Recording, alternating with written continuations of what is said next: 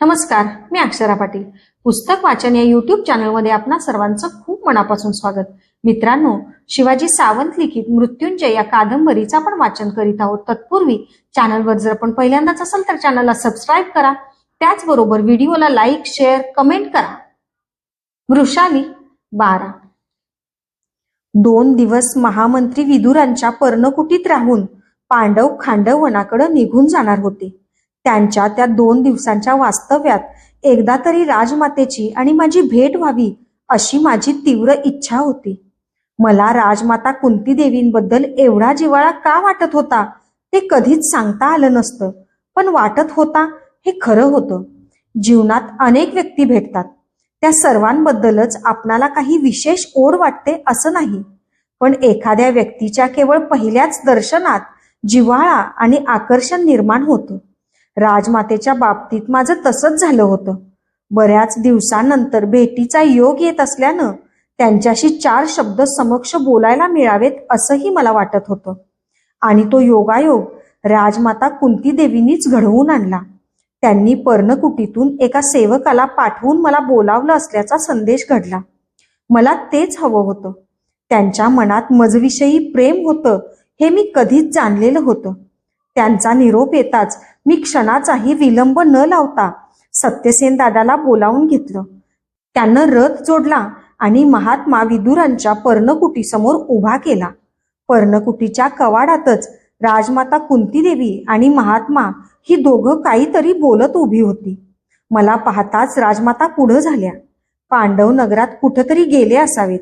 रथातून खाली उतरताच त्यांच्या चरणावर हात टेकवून मी त्यांना आदरानं वंदन केलं. खांद्याला धरून मला वर उठवीत त्या म्हणाल्या, मुली, तू गर्भधारिका आहेस याची कल्पना नव्हती मला, नाहीतर मीच आले असते तुला भेटायला. त्यांचा प्रत्येक शब्द मला माझ्या मातेसारखा मायेचा वाटला. त्या सत्वशील राजमातेला दैवानं किती क्रूर फटके दिले होते, तरीही त्या कुलवंत शरीरात तसंच मोठं मन होतं. एक महाराणी माझ्यासारख्या सूतकन्येची एका सूत राजाच्या पत्नीची आस्थेनं विचारणा करीत होती. मनात प्रकर्षानं येऊन गेलं, दैव गुणवान माणसांचा हाती काटेरी शस्त्र घेऊनच नित्य का बरं पाठपुरावा करीत असावं? जगातील एकजात सज्जनांच्याच वाट्याला दुर्दैव का बरं येतं की दुर्दैवाला जवळ करण्या एवढं विशाल हृदय सज्जनांजवळच असतं आणि इतरांजवळ नसतं म्हणून? राजमातेशी मी मनसोक्त गप्पा मारल्या. मधूनच अत्यंत जिव्हाळ्यानं मला गर्भारपणात प्रकृती कशी जपली पाहिजे हे त्या बजावीत होत्या. मी परत यायला निघाले तेव्हा त्या म्हणाल्या, तुला होणारा हा पुत्र विख्यात होईल. त्याचं नाव काय ठेवायचं ठरवलंस तू? त्याला कवच आणि कुंडल असतील तर? कवचधर नाही तर कुंडलसेन, मी म्हणाले. जरा अवघडून त्या म्हणाल्या, नाही मुली, त्याला कवचही असणार नाही आणि कुंडलही असणार नाही. मात्र त्याच्या पित्यासारखा तो सुंदर असेल. त्यानं तुझ्यासारखं सुदैवी व्हावं म्हणून तुझ्या नावावरून त्याला वृषसेन असं नाव का ठेवीत नाहीस तू? आपली इच्छा असेल तर त्याचं नाव वृषसेनच ठेवीन मी. मी त्यांचा निरोप घेतला आणि पर्णकुटीतून बाहेर पडून रथात बसले. मला त्यांच्या संभाषणातील त्याला कवचही असणार नाही आणि कुंडलही असणार नाही या अडखळत बोलण्याचा अर्थ उमगला नाही. त्या तसं का बरं म्हणाल्या? मला त्याचं उत्तर सापडलं नाही. वृषाली 13. पांडव आपल्या मातेसह वर्तमान खांडववनाकडे निघून गेले. तिथं ते पर्णकुटी बांधून राहणार होते. एका विक्रमी राजाचे 5 सुपुत्र एका घनदाट अरण्यात राहायला निघून जावेत हे मला खटकत होतं. पण मी एक स्त्री होते. घडेल ते निमूटपणे पाहणं याशिवाय स्त्री काय करू शकते? तिला करता येणं शक्य असतं केवळ आपल्या कुटुंबाचं भलं.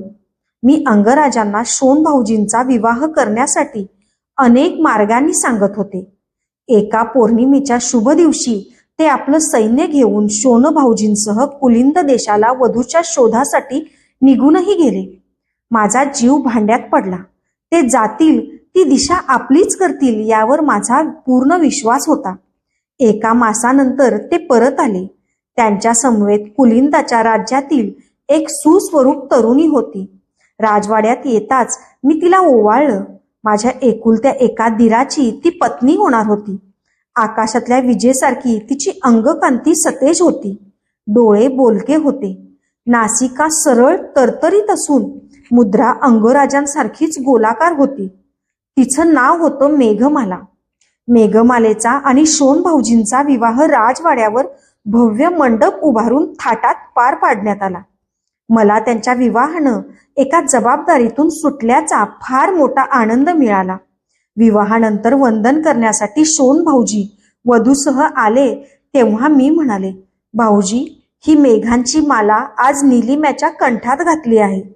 तिला सांभाळा. इंद्रधनुष्याचे रंग फुलतील तुमच्या संसारात.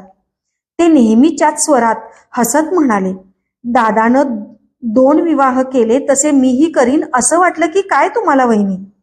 पण दादात आणि माझ्यात फार मोठं अंतर आहे. वृषाली 14. मी, सुप्रिया आणि मेघमाला आम्ही तिघीही आमच्या सासू सासऱ्यांना जपत होतो. आमच्याकडं पाहून ते नेहमी कृतार्थतेच्या भावनेनं म्हणत, मुलींनो, आता मरण यावं असं वाटतं. सौख्याच्या शिखरावरून स्वर्गाला जाणारी वाट जवळ असती तर किती बरं झालं असतं.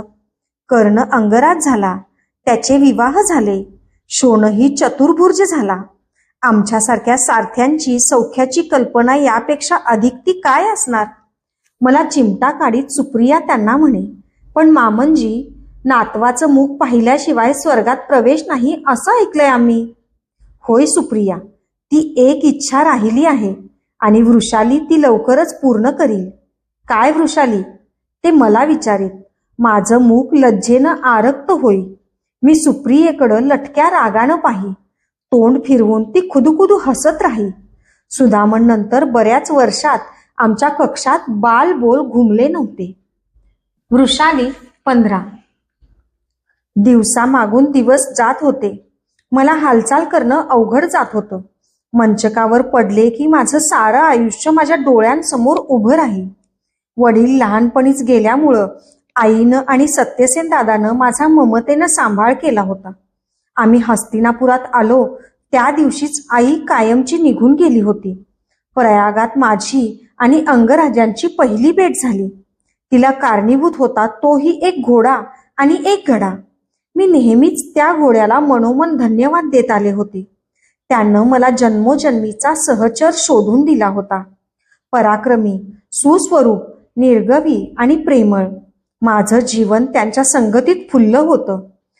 मातृत्व म्हणजे स्त्रीच्या जीवन यज्ञाची पवित्र सांगता. मातृत्व हा निसर्गानं स्त्रीला दिलेला सर्वात श्रेष्ठ असा वर असतो. पराक्रमाचं मातृत्व पुरुषाकडे असतं, पण मातृत्वाचा पराक्रम केवळ स्त्रीच जाणते. मातृत्व ही स्त्रीची सर्वात श्रेष्ठ आणि सहज सुंदर अशी साधना असते. इतर सर्व आनंद सापेक्ष असतात, पण मातृत्वाचा आनंद हा ब्रह्मानंद असतो, कारण तो निर्मितीचा अतुल आनंद असतो. पण हा आनंद सहज साध्य नसतो. त्यासाठी स्त्रीला मरणप्राय प्रसव वेदना सहन कराव्या लागतात. मातृत्वाचं ते सुवर्ण प्रसव वेदनांच्या मुशीतून तावून सुलाखून निघालेलं असतं आणि म्हणूनच स्त्रीला त्याचा अभिमान असतो. आणि एक दिवस मी प्रसव वेदनांनी घायाळ झाले. जणू सहस्र शरांची अग्र सर्वांगात कुणीतरी निर्दयपणानं खुपसत होतं. मी त्या सर्व यातना निकरानं सहन करीत होते. माझ्या मुलाच्या जीवनासाठी ते मला सहन करणं भाग होतं. जीवन, गोंडस आणि सर्वांना हवं हवंसं वाटणारं जीवन किती कष्टमय मार्गाने साकार होत असतं. मातेच्या प्रसव वेदनेच्या निश्वासातूनच जन्माला येणारं अर्भक जीवनाचा हुंकार घेत असतं. मातृत्व हा सर्वात अद्भुत चमत्कार आहे. वेदनामय, तितकाच आनंददायक, भीतीदायक पण आशादायक. मी प्रसूत झाले. औदुंबराच्या पक्व फुलासारखं अंजिरी रंग असलेलं एक बालक जन्माला आलं. माझं शरीर रित झालं आणि मन वात्सल्यानं काटोकाट भरून आलं. मी माता झाले. सर्वांगातील शक्ती गेल्यानं शरीर शांत झालं असूनही मी मोठ्या उत्साहानं कसंबस स्वतःला सावरीत उठले. दाईच्या हातातील त्या आभ्रकाला मी छातीशी कवटाळलं. तो पुत्र होता. हुबेहूब अंगराजांसारखा दिसतं. पण पण त्याच्या कानात अंगराजांसारखी कुंडलं नव्हती. त्याच्या अंगावरचं कातडं अभिद्य होतं की नव्हतं ते कळत नव्हतं. मला आश्चर्याचा धक्का बसला. राजमाता कुंती देवींचा कयास अचूक ठरला होता. त्या बालकाच्या रडण्याचा आवाज ऐकून कक्षाबाहेर उभे राहिलेले अंगराज, शोण भाऊजी, सुप्रिया, मेघमाला, सत्यसेन दादा सर्वजण आत आले. आत येताच अंगराजांनी तत्परतेनं अलगद माझ्या हातातून बालकाला आपल्या हातात घेतलं. आत्यांतिक अधीऱ्या नजरेनं त्यांनी त्यांच्या कानाकडं पाहिलं. त्याला कुंडलं नाहीत हे पुन्हा पुन्हा चापचून पाहिलं. त्याच्या लुसलुशीत कोवळ्या करंगळीवर त्यांनी हळूच सुई टोचली. करंगळीवर रक्ताचा थेंब उभा राहिला. तो पाहताच ते एकदम गंभीर झाले. त्यांचा उंच देह थरथरू लागला. हातातील मुलाला पुन्हा दाईच्या हातात देऊन शोण भाऊजींजवळ जात त्यांचे खांदे पकडून ते गदागदा हलवीत केवढ्या तरी मोठ्यानं ते म्हणाले, शोणा, तू माझा सख्खा भाऊ असून तुला कवच कुंडलं नाहीत. हा माझा पुत्र असून यालाही कवच कुंडलं नाहीत. का नाहीत? मी कोण आहे? अरे मी कोण आहे ते तुम्ही मला सांगत का नाही? ते पुढं म्हणाले, सुदामनच्या वेळीही मला वाईट वाटलं होतं, पण या नाही तरी दुसऱ्या पुत्राला कवच कुंडलं असतील या आशेवर त्यावेळी मी माझ्या मनाची समजूत काढली होती. पण आज मात्र मी याबाबत पूर्ण निराश झालो आहे. माझ्या कोणत्याच पुत्राला कवच कुंडलं असणार नाहीत. शोण भाऊजी स्तब्ध होते, गप्प होते. त्यांच्या शेजारी असलेल्या आपल्या मातेला अंगराजांनी कळवळून विचारलं, माते, तुझ्या याही नातवाला कवच कुंडलं का नाहीत? त्यांनीही काहीच उत्तर दिलं नाही. शेवटी त्याच आवेगानं ते माझ्याजवळ आले आणि मी श्रांत आहे याचं भानही न राहून त्यांनी दंड गदागदा हलवीत म्हणाले, वृषाली, तू तरी सांग, मी कोण आहे? मला कुणीतरी सांगा, मी कोण आहे? असं काय करताय? तुम्ही राधा मातेचे पुत्र आहात, शोण भाऊजींचे ज्येष्ठ बंधू आहात, तुम्ही या बालकाचे पिता आहात, तुम्ही अंगराज आहात. मी त्यांना संथपणे म्हणाले, नाही वृषाली, तसं नाही. मी कोण आहे ते माझं मलाच समजत नाही. कुणीही मला ते कधी सांगत नाही. असं म्हणत ते कशाचीही वाट न पाहता तेथून ताडताड निघून गेले. वृषाली 16. माझ्या त्या द्वितीय पुत्राचं नामाभिधान झालं. सर्वजण त्याला अनेक सुंदर सुंदर नावं सुचवित होते, पण मी त्याचं नाव वृषसेन ठेवण्याचा आग्रह धरला. वृषसेनाच्या आगमनानं मला रिझवणारं एक छानसं साधन मिळालं. तो हातापायांची इतकी अविरत धडपड करी की केव्हा केव्हा मला त्याची भीती वाटे. घर आणि मूल हेच स्त्रीचं जीवन असतं, त्यातच तिचं मन रमतं. माझा पहिला पुत्र सुदामन द्रौपदीच्या स्वयंवरात अकारण प्राणास मुकला होता. त्याच्या स्मृतीनं माझं अंतःकरण कधी कधी गलबलून येई, पण ते विसरणं भाग होतं. सुप्रिया आणि मेघमाला वृषसेनाला पळभर सुद्धा खाली ठेवायला तयार नसत. वृषू वृषू म्हणत त्या त्याचे पटापट मुके घेत. त्यावेळी मला माझ्या सर्वांगावरून सौख्याची सहस्र मयूर पिसं फिरल्याचा भास होई. सुदामनच दुसरा देह धारण करून माझ्या उदरी आला आहे असं मला वाटे. शुक्ल पक्षातला चंद्रमा कलाकलांनी वाढतो तसा तो सर्वांच्या दृष्टीखाली वाढू लागला. त्याची अंगलट दृष्ट लागण्यासारखी होती. त्याला कवच कुंडलं असती तर फारच छान झालं असतं असं मला नित्य वाटे. वृषसेनाला पाहण्यासाठी युवराज्ञी भानुमती आणि युवराज्ञी दुश्शला देवी आल्या. युवराज्ञींची आणि माझी ती पहिलीच भेट होती.